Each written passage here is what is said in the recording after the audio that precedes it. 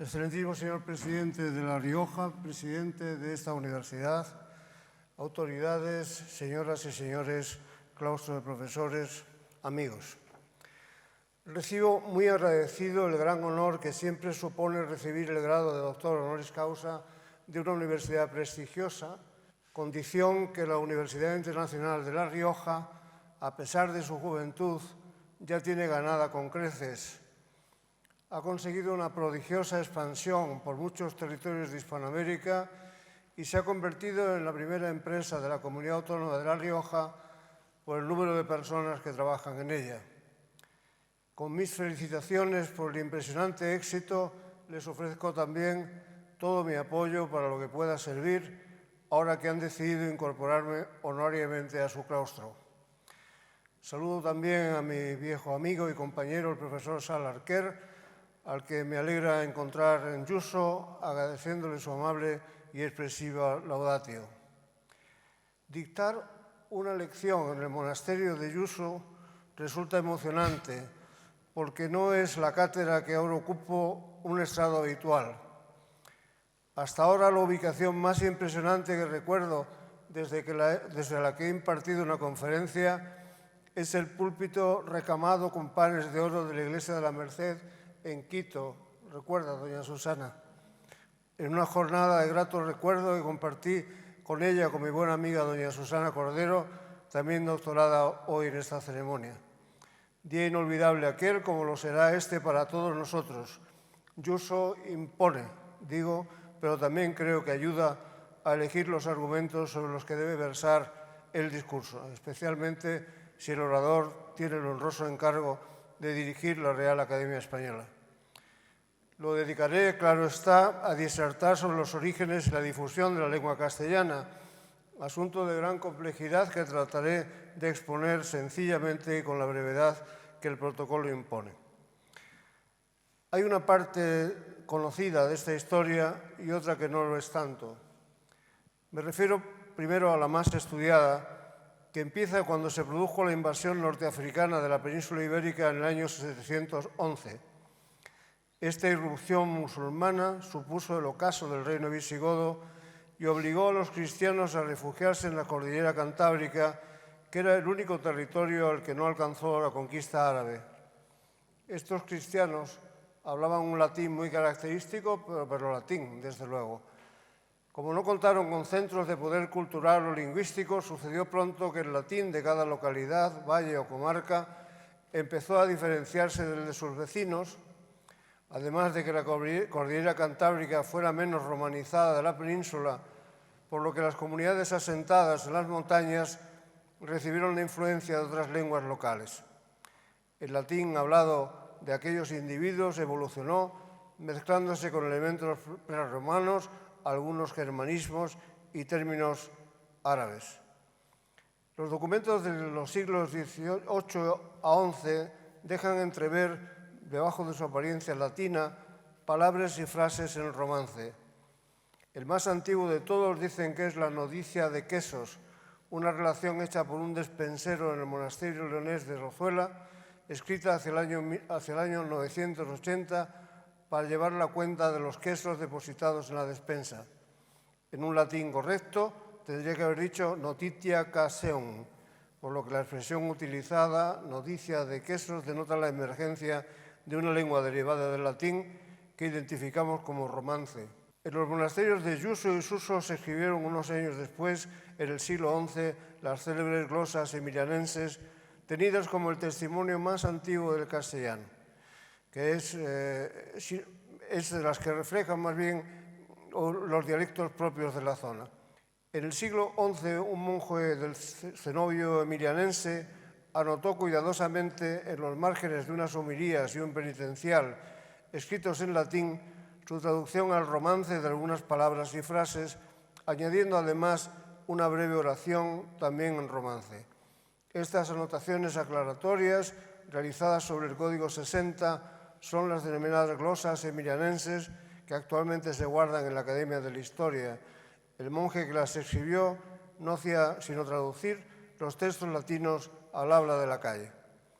En otro monasterio cercano, el de Santo Domingo de Silos, que había sido restaurado a primeros del siglo XI por el abad Domingo de Cañas tras ser arrasado por Almanzor, se instala una activa comunidad benedictina y da vida a un scriptorium prodigioso. Allí se elaboró un documento similar al de San Millán, las glosas silenses, que son anotaciones en lengua romance y comentarios aclaratorios de textos latinos.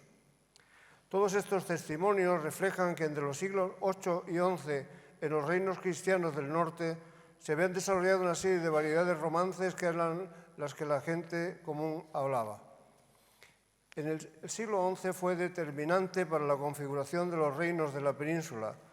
Muere Sancho el Mayor de Navarra en el 1035 y el reparto de sus reinos entre sus hijos llevó a la emergencia de los reinos de Castilla, León, Navarra y Aragón, que lindaban al oeste con el condado y después reino de Portugal, al este con el condado de Cataluña y al sur con los reinos musulmanes. La Reconquista recibió un nuevo impulso por parte de Alfonso VI y Rodrigo Díaz de Vivar, el Cid campeador, que aportaron también a la lengua castellana el poema épico más antiguo conservado en Castilla, el poema de Mío Cid. El avance de la Reconquista, facilitado por la fragmentación del Califato de Córdoba y su disgregación en taifas, tuvo un importante efecto cultural, la proyección del castellano hacia el sur. En su avance hacia el sur, los repobladores castellanos llevaron con ellos su lengua y en el corto espacio de poco más de 150 años alcanzaron las cuencas del Tajo. Toledo fue reconquistada en el año 1085, el Guadalquivir con las conquistas de Córdoba y Sevilla de 1236 y 1248 y, en fin, la costa mediterránea. A finales del siglo XII y primeros del siglo XIII aparecen los primeros textos extensos redactados inequívocamente en los diferentes dialectos romances, como el poema de Mío Cid, las obras de Gonzalo de Berceo o algunas traducciones de la Biblia. El poema de Mío Cid no tiene autor conocido, pero Gonzalo de Berceo se presenta a sí mismo en todas sus obras, especialmente en la última copla de San Millán, de la vida de San Millán de la Cogolla, en la que se lee: Gonzalvo fue su nombre, que fizo este tratado, en San Millán de Suso fue de niñez criado, natural de Berceo, on San Millán fue nado. Realmente tenía mucha mezcla de otros romances y dialectos no castellanos estas primeras obras, pero el valor de la lengua castellana como lengua culta y de comunicación cambió, por razones que enseguida voy a explicar, desde los reinados de Fernando III el Santo y Alfonso X el Sabio. Las bases sentadas por Alfonso X propiciaron que el castellano se convirtiera en la lengua de cultura y diera lugar a una importante literatura con figuras como Juan Ruiz, con su libro del Buen Amor, don Juan Manuel, autor del libro del Conde Lucanor, Pedro López de Ayala, Juan de Mena, el Marqués de Santillana, Jorge Manrique y sus coplas inolvidables, Fernando de Rojas, con la no menos olvidable Celestina. El resto de la historia del castellano, consagrado como lengua culta gracias a la literatura que alcanza su cénit en los siglos de oro, está muy investigada. No me detendré a recordarla, sino que expondré ahora la parte menos conocida de su difusión y estandarización, que no fue debida a los literatos, sino a los legisladores. La famosa respuesta que dio Nebrija a la reina Isabel la Católica cuando le preguntó en Salamanca acerca de la utilidad de la gramática de la lengua castellana que acababa de componer, consistió en explicarle que cuando conquistara pueblos bárbaros y naciones de peregrinas lenguas, habría de dictar las leyes que el vencedor pone al vencido y con ellas nuestra lengua. Se ha explicado habitualmente esta sabia consideración del maestro Elio Antonio a la traslación del castellano a América, aunque faltaban todavía semanas para que Colón descubriera el Nuevo Mundo. Pero la verdad es que tal observación tuvo sus aplicaciones en España mucho antes de 1492. La difusión del castellano se produjo en España muy especialmente gracias a la decisión de la Cancillería Regia de emitir documentos en romance. Hasta que se unieron Castilla y León con el reinado de Fernando III en 1230, Las respectivas cancillerías de León y Castilla emitían sus documentos en latín. Solo esporádicamente la de Castilla usaba el castellano desde el reinado de Alfonso VIII, desde 1189 a 1214. El ascenso del uso del castellano empezó cuando Fernando III alcanzó el trono de Castilla en 1217 con la colaboración del canciller Juan de Soria, que estuvo en el cargo 29 años. El romance usado era el castellano, que es así refrendado por la autoridad regia, otorgándole un valor del que carecían los demás romances. Entre 1231 y 1240, el porcentaje de textos se duplicó y a partir de 1241 superan a los latinos. Se emplea la lengua vulgar principalmente para las definiciones legales y jurisdiccionales como las pesquisas judiciales y las concesiones de fueros. Menos frecuencia tienen los documentos eclesiásticos donde persiste el latín y los súbditos están habituados al empleo de la lengua madre. Cuando Alfonso X asciende al trono castellano-leonés en 1252, la Cancillería de su padre, Fernando III, había emitido el 60% de los documentos en castellano durante la última década. Desde mediados del siglo XII, al menos, Castilla era el reino con más peso demográfico, el de mayor extensión territorial y con una economía más pujante. Gracias a tales prácticas, el castellano fue diseminado a lo largo y ancho del reino, en documentos que lo proponían como modelo de lengua escrita preferente a las demás modalidades lingüísticas del reino. Fernando III asume esta práctica con frecuencia, pero su hijo Alfonso X la convierte en una regla general. Lo que estaba en juego en esta tendencia a convertir el castellano en la lengua de las leyes era nada menos que la unificación administrativa, jurídica y política de un reino, como el de los dos monarcas citados, en que cada población tenía su propio derecho, fijado en costumbres, arbitrios, fazañas, cartas pueblas y fueros. Me detendré un momento a explicarlo. La sucesiva recuperación del territorio peninsular por las huestes cristianas no fue acompañada inmediatamente por una legislación general idéntica para toda Castilla, sino que cada enclave de población se regía por su propio derecho. Las comunidades, por sus costumbres, y las costumbres se consolidaban con la repetición y también con su incorporación a resoluciones dictadas por los jueces para resolver las controversias. Estas resoluciones se llamaban fazañas y fueron la primera fuente del derecho de las comunidades establecidas en tierras reconquistadas. En bastantes casos, conseguir pobladores para las zonas peligrosas de frontera requería que la monarquía estimulase a las gentes con privilegios y ventajas tributarias.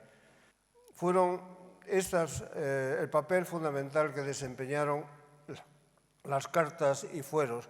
Muchas reglas enunciadas en las costumbres y recogidas en las fazañas y en los fueros estarían con toda probabilidad formuladas originariamente en romance y aún se puede añadir, y no por conjetura, sino como consecuencia del escaso grado de alfabetización de la población de las gentes de la Edad Media, que circularan más que los textos legales romanceados que los súbditos debían cumplir para no ser sancionados, que la exquisita literatura escrita para la corte y los escasos círculos cultos existentes, pero que no llegaba al pueblo llano.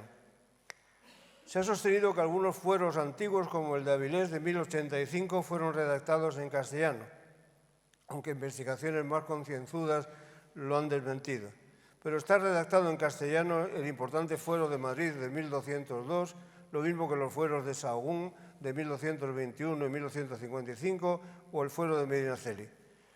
Cuando Alfonso VIII ganó la batalla de las Navas de Tolosa, ofreció, agradecido a las ciudades que habían participado, la confirmación de los buenos fueros y fazañas, como atestigua la primera crónica general de España. El rey Alfonso prometió entonces hacerles mucho bien, es mucha merced, en mejorarles los fueros y bajarles los pechos. E hizo mucho de lo prometido.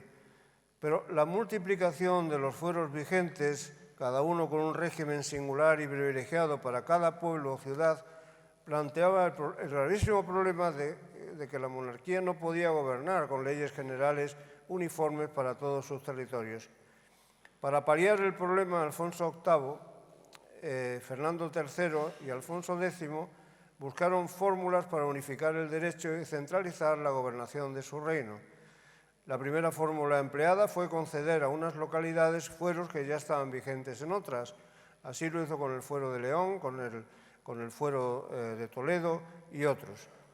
Todos ellos, aunque formados sobre la base de costumbres y fazañas, eran siempre otorgados por el rey y no autoproclamados por el pueblo, y tenían también elementos de derecho general que inicialmente no fue otro elemento de derecho natural que el gran código visigótico, el Liber Judiciorum.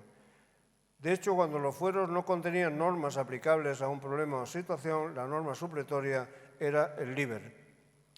Esta circunstancia puso a los reyes sobre la pista de la mejor forma de castellanizar la legislación y promulgarla como única y general a todo el territorio, traducir el Liber Judiciorum y otorgarlo a todos los pueblos reconquistados como derecho general.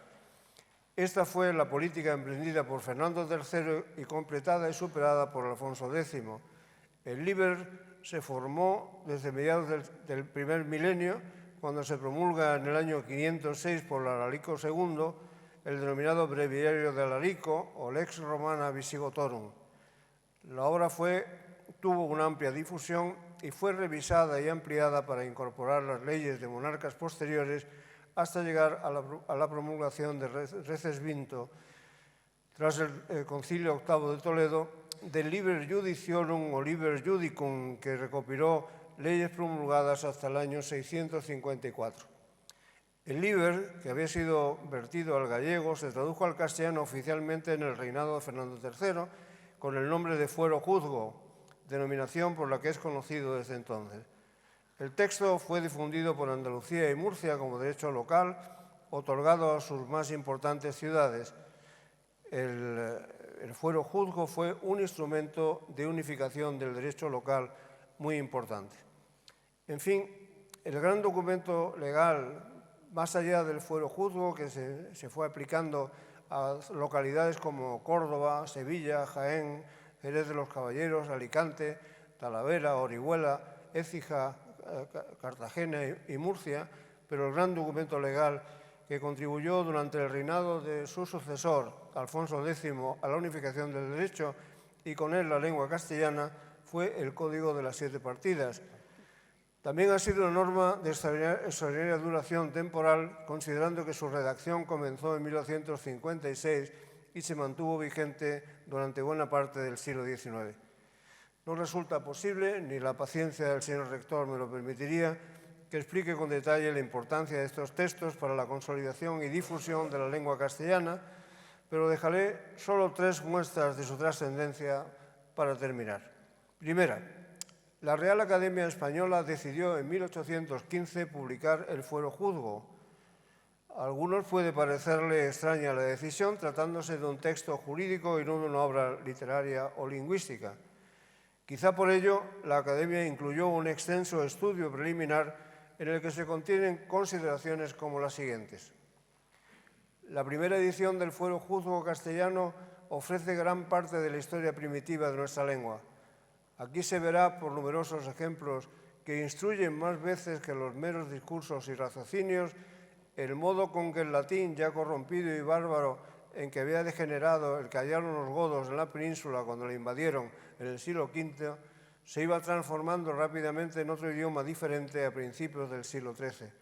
Cómo se iban dejando las terminaciones antiguas y tomando las nuevas, cómo se mudaban unas letras en otras, cómo se disminuía a veces y a veces se aumentaba la concurrencia de consonantes, cómo titubeaba la escritura antes de que se fijaran las palabras, cómo prevalecían en algunas provincias el uso de ciertas letras e idiotismos según la diversa pronunciación de los habitantes, cómo se introducía el artículo que no conocieron los latinos, cómo, por el contrario, desaparecían los casos de los nombres y la mayor parte de los participios que los latinos usaron, y cómo se ha establecido y consagrado por el uso el modo de suplir la falta de esta variedad y gala que tanta ventaja da a la lengua matriz sobre las modernas que de ella nacieron.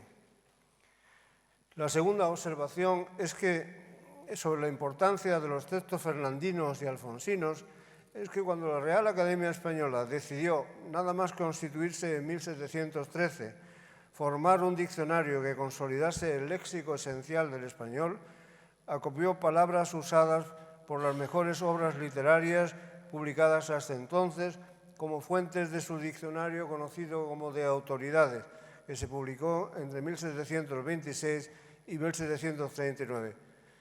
Pero junto a las fuentes literarias usó muchas fuentes legales, entre las cuales el fuero juzgo, fueros locales y las partidas.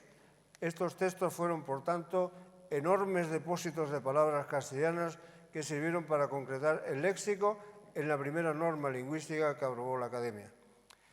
Y tercero, las partidas fueron derecho vigente en América hasta bien cumplido más de medio siglo de independencia por las nuevas repúblicas e influyó en las concepciones y obras lingüísticas de los intelectuales que formaron las gramáticas y los principales códigos americanos, muy especialmente en el pensamiento y las propuestas del gran Andrés Bello, que cita expresamente la importancia de las partidas y la conveniencia de atenerse a ella como norma de unificación del castellano.